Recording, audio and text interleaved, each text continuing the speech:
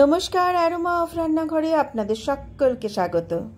বেশ কয়েকদিন হয়ে গেল আমি একটু রেসিপি শেয়ার করতে পারিনি, একটু নিজের কাজে খুব ব্যস্ত ছিলাম। আজকে খুব সহজ একটা মোদকের রেসিপি নিয়ে এসেছি। এমনকি এই রেসিপিতে গ্যাস জ্বালানোরও কোনো দরকার নেই, লাগবে বিস্কুট। আজকে বিস্কুট দিয়ে মোদক বানাবো। আটা সুজি কোনো কিছুই লাগবে না। বিস্কুট, এই যে মেরি বিস্কুট বা থিন অ্যারারুট বিস্কুট যেগুলো আমরা খাই রোজ সকালে চায়ের সাথে, সেই বিস্কুট কিছুটা এরকম একটা মিক্সিং জারের মধ্যে নিয়ে নেবেন। একটু বেশি করে নেবেন যাতে গুঁড়ো হওয়ার পর বেশ খানিকটা বিস্কুটের গুঁড়ো থাকে। আমি খুব বেশি বানাচ্ছি না, অল্প একটুখানি বানাচ্ছি, সেই জন্য এই কটা বিস্কুটই নিলাম। এবারে এটাকে খুব ভালো করে একদম পাউডার করে নিতে হবে। খেয়াল রাখবেন বিস্কুটগুলোর মধ্যে যেন কোনো গুটলি বা লাম্পস না থাকে। খুব ভালোভাবে মিহি পাউডার করে নেবেন। এটা পাউডার করে নিয়ে আসছি, আর এর মধ্যে দেবো এরকম গ্রেট করা শুকনো নারকেলের গুঁড়ো, যেটা বাজারে ডেজিকেটেড কোকোনাট পাওয়া যায় সেইগুলোও দিতে পারেন, ওটাও ভালো হবে। আর দিচ্ছি একটু ড্রাই ফ্রুটস বলতে আমি এখানে কাজু ইউজ করছি, আপনারা যে কোনো ড্রাই ফ্রুটস দিতে পারেন, আমন্ডও দিতে পারেন, খেতে দারুণ লাগে। আমি অল্প একটুখানি কাজু এর মধ্যে দিয়ে দিচ্ছি, আর এই পুরো জিনিসটাকে এবারে ভালোভাবে গুঁড়িয়ে নেব। খুব ভালোভাবে গুঁড়োবেন যেন কাজুর কোনো বড় দানা না থাকে। দেখুন গোড়ানো হয়ে গেছে। আমি এরকম একটা বাটির মধ্যে এটাকে ঢেলে দিচ্ছি। একটা দুটো যদি মোটা দানা থাকে কাজুর, অনেক সময় গুঁড়োয় না, এরকমভাবে একটু দেখে নেবেন। এই যে এরকম দেখুন পেয়ে গেছি একটা, ওটা একটু সাইড করে দেবেন। এবারে আমি এর মধ্যে মেশাচ্ছি একটু ক্ষীর। বাড়িতে তৈরি করে রাখা ছিল ক্ষীর, কিন্তু এটাতে খুব একটা চিনি টিনি কিছু দেয়া নেই। আপনারা যদি মিল্ক মেড দিতে চান তাহলে দিতে পারেন। আমি চিনির বদলে এখানে আমি একটুখানি গুড় মেশাচ্ছি। আমি যে গুড় পাওয়া যায় বাজারে, এমনি গুঁড়ো গুড়, সেই গুড় মেশাচ্ছি। গুড় দিলে পরে কিন্তু বেশ হেলদি হবে আর খেতেও খুব ভালো লাগবে। ব্যাস পুরো জিনিসটাকে খুব ভালোভাবে মেখে নিতে হবে।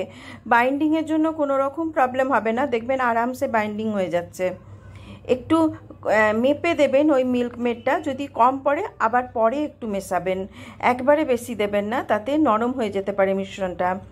একদম আটা মাখার মতন মেখে নেবেন, আর শেষে একটুখানি ঘি অথবা গলানো বাটার দিয়ে এটাকে একটুখানি স্মুথ করে নেবেন, তাতে যে ডোটা তৈরি হবে সেটা বেশ স্মুথ হবে। এই দেখুন কি সুন্দর তৈরি হয়ে গেছে।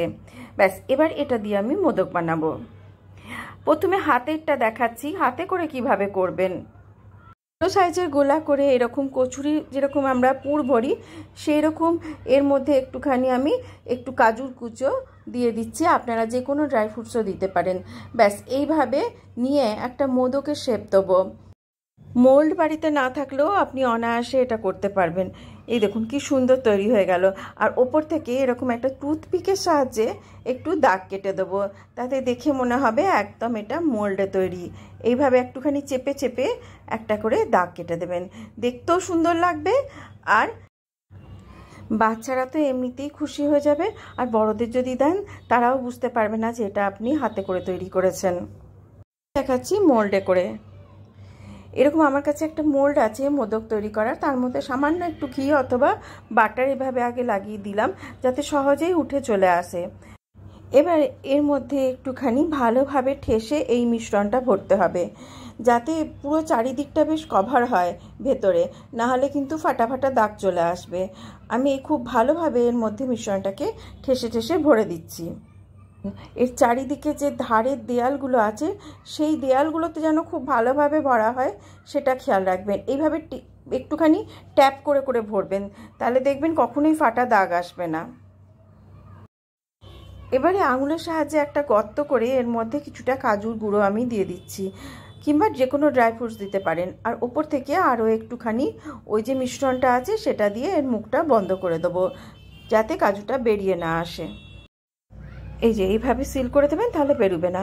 এবার এটাকে ডিমোল্ড করে দেখাচ্ছি, খুব সহজেই ডিমোল্ড হয়ে যাবে। এই দেখুন কি সুন্দরভাবে উঠে আসলো।